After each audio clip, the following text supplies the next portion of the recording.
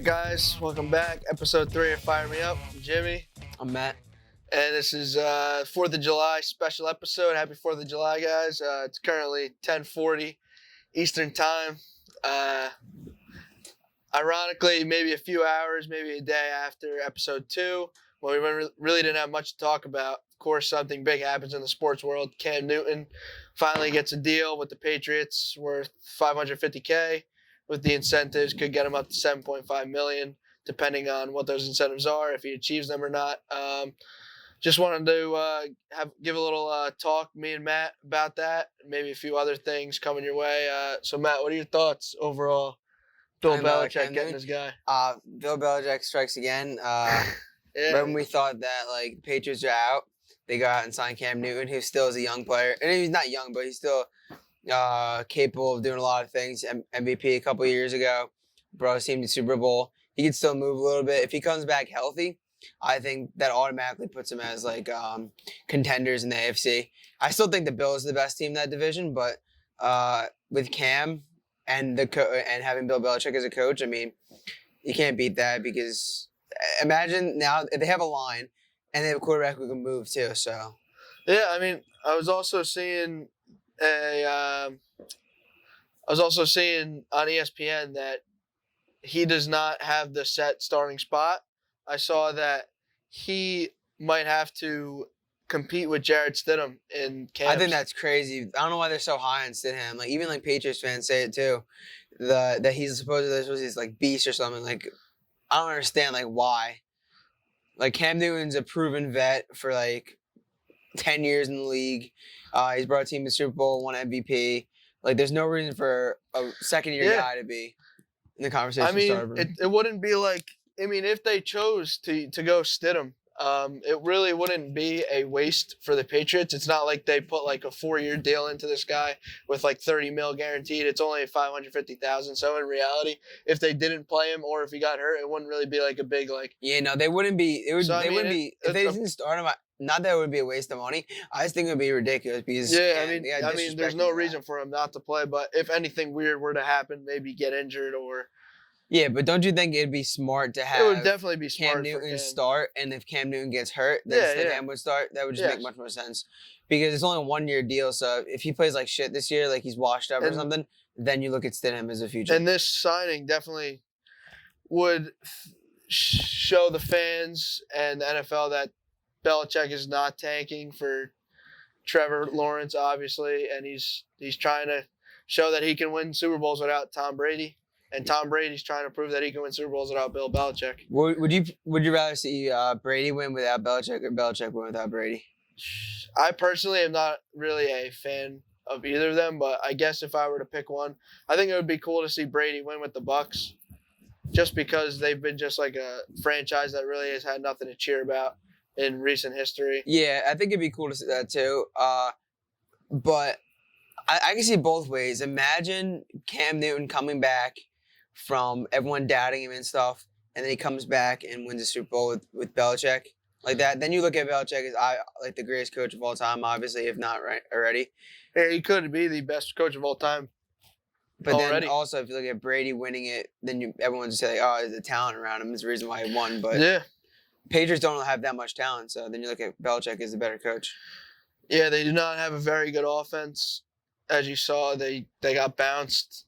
Was it the first round of the playoffs this past year by the Titans? Titans, yeah. Second round, was it? Second round. They got the first round bye. And then they got the first round bye. Offense didn't really come to play. That definitely changes their whole complexion of the season around. Everyone thinking that they could possibly be in considerations to tank for a quarterback like Trevor Lawrence or Justin Fields. But now it's looking like they're trying to compete to win the division again for what's this, maybe 8 straight years? Something like that, something crazy. I still think the Bills have the better team though. Josh Allen. Yeah, their defense is definitely good. Josh Allen is, and they got underrated Diggs quarterback. Too, so. Just got Stephon Diggs. It's a good pickup for them. John Brown's decent. Yeah, it could really change. Could really bring the Patriots possibly to another Super Bowl without Brady, which would be crazy. Because I'd love to see it. they're off. They might.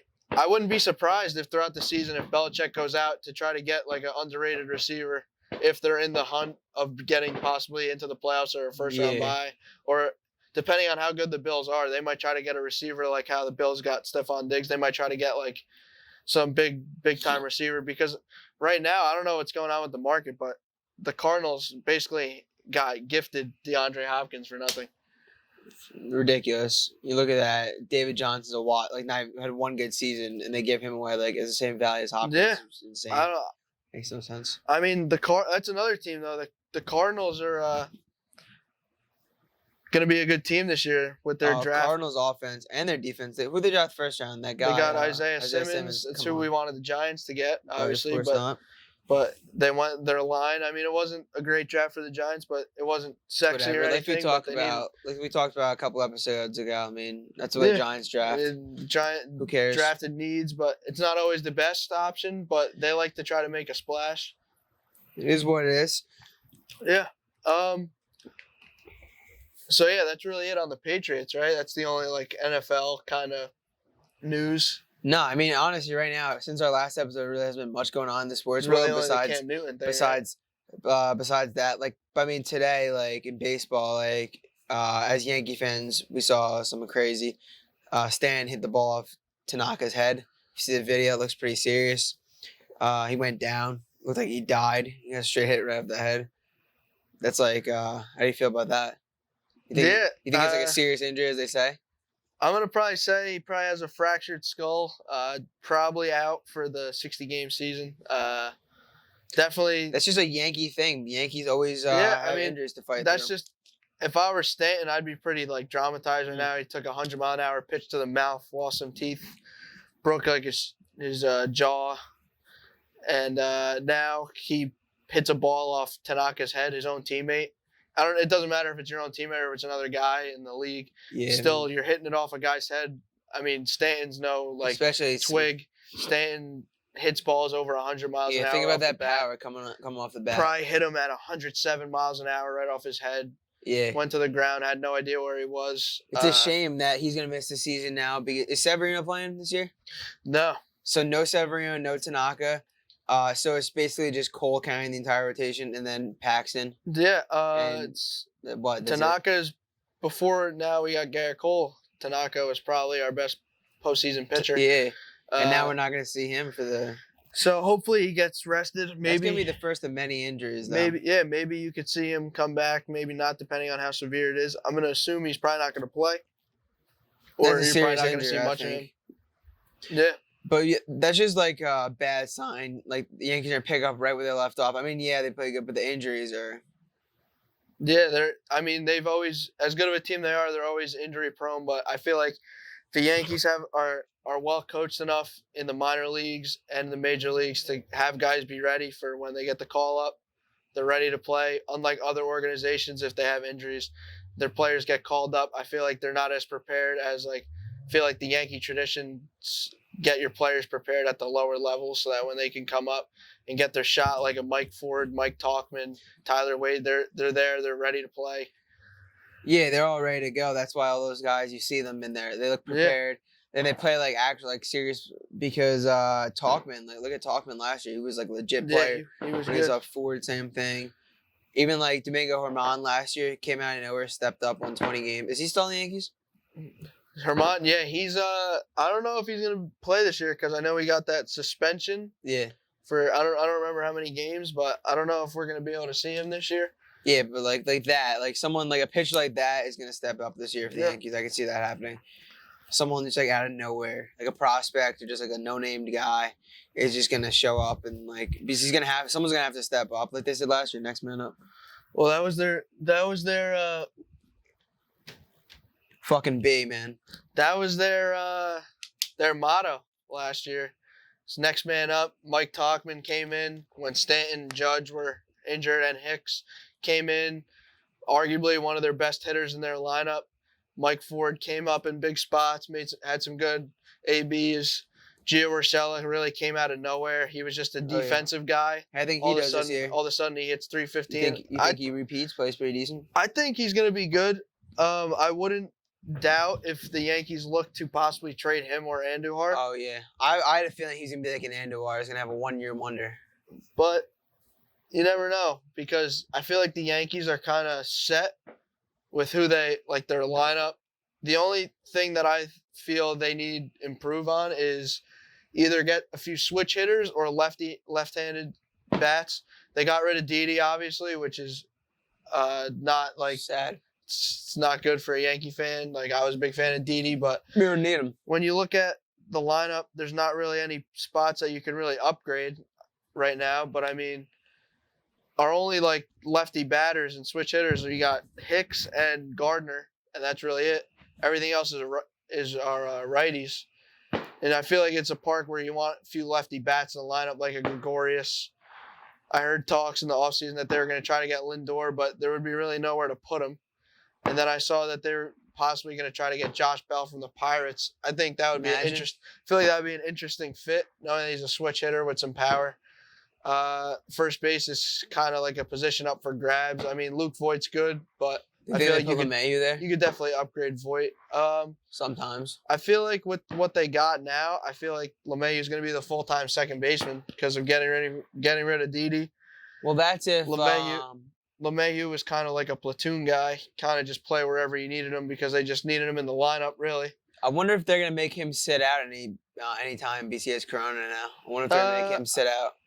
I think he should be able to. I think he should be able to get 2 testing because I know you got to test. Because if he has it today and 2 weeks, I think you have to 2 weeks. You can't do anything, whatever. So that would leave you at the 18th, and then they start 24th. So he probably has to pass 2 positive tests by then, or 2 negative tests by then. He might get there. You never know. But I know some players are sitting out because of it now. David Price just How about that? Ridiculous. I feel like some of the guys that sit out aren't really going to have much of a impact with their teams. Like it's not like a Max Scherzer or like Mike Trout are sitting out. It's like I know Mike Trout says he's like uncomfortable playing, but I don't think he's going to sit out. I think he's too much of a obviously there's going to be a little few players being uncomfortable with the situation. Everyone's not very comfortable with it, but you don't see like people like Scherzer, Trout, Harper, like those guys sitting out. It's more like the veterans or like guys that it's just like you see them and you're just like whatever. Like no one really cares that they're sitting out. I mean, it's basically the biggest name was David Price. It's years that they're missing. It's years that they're missing out because they're all veterans and they're mostly in their 30s. And they're more focused on their families and stuff like that. It's like it's whatever. But sticking with the Yankees, since there's really no more current events, me and Matt had thought of a little thing we could have here on the podcast. We had a question that we thought of. What would be, we're going to do it kind of Yankee based because we're Yankee fans here. What would be your favorite Yankee moment of all time if you had to choose one? That's a tough question, especially for a Yankee fan, because there's so many Yankee moments. You could think of so many different things. Like I wasn't there. We weren't there to see like all like the old time shit I'm saying. From what I've seen. Let me rephrase the question. What I've seen. I'll rephrase the question to your favorite moment that you've been alive or seen. From what I've seen, I would say either just them winning the World Series in 2009 or Jeter's 3000s, but probably Jeter's 3000 because not 3000, his final game, that moment, because just picture that, like it's his last game ever. Storybook ending. Yeah, exactly. Like you can't draw that up better. Like it's like from a movie. Yeah, it like is. Game winning hit like that in the last home game right there. It's a shame, like it didn't really mean anything, right? That game, like they were out of the playoffs. Yeah, if it meant something, that'd be like ridiculous. That would be like insane. But I think that's got to be it because Jeter growing up was like the player that we all watched and stuff like around our age group, and he was like the idol. So just to see him do that, and I actually watching it live is just it's crazy. Like from a movie. So I'm kind of torn between two of them. I'm gonna go with the one you said just because. It's just like a storybook ending with his career. We grew up watching him our whole life, really. And we just looked at him like he was an immortal. And I remember that game. When I was watching it on TV, that it was crazy. You would never see him in pinstripes again, just because that was all you. When you would think of the Yankees, you would just think of Derek Jeter. And for a few years, it was weird, but now it's like, it's not that I don't miss him. It's just like, it's not. I'm not like missing him like how some people miss like their studs. It's gonna be cool to later on in life look back and say Yeah. we watched Jeter play.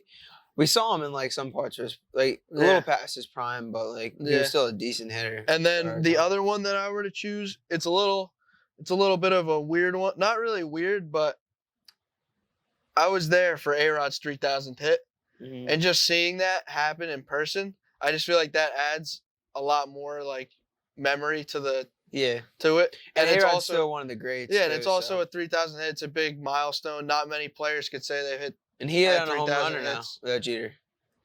What's up? Did he hit it on a home run or was that Jeter? He hit it opposite field home run right next to the bullpen. I was sitting in the left center field bleachers. I just honestly picked a random Yankee game to go to, and it ended up being the Yankees Tigers. Verlander threw him a first pitch fastball. A-Rod hit a home run. A-Rod,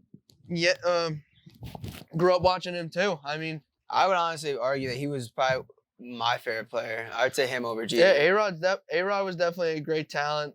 Paid him a lot of money. Definitely Definitely a paid shame off. he'll never get into the Hall of Fame. We got him a World Series. Well, he helped them get a World Series. But yeah, I like that moment a lot. It just adds so much more memory to it being there. You were there, yeah, definitely. But I'm thinking that's really it for episode 3, right? No, I mean, man, there's really nothing going on anyway in the sports world again. Yeah. But hopefully the next episode, like, it might be like when the season starts up. We never know. Maybe if there's an episode in between, but and if there's any like breaking news, like the Cam Newton, like a signing, or if like I think the big only injury free or agent something left, like that. really big name free agent left is what, Clowney. Yeah. But you never know. It's gonna go on. That's gonna wrap up episode 3. We'll catch you guys next time. Peace. Peace out.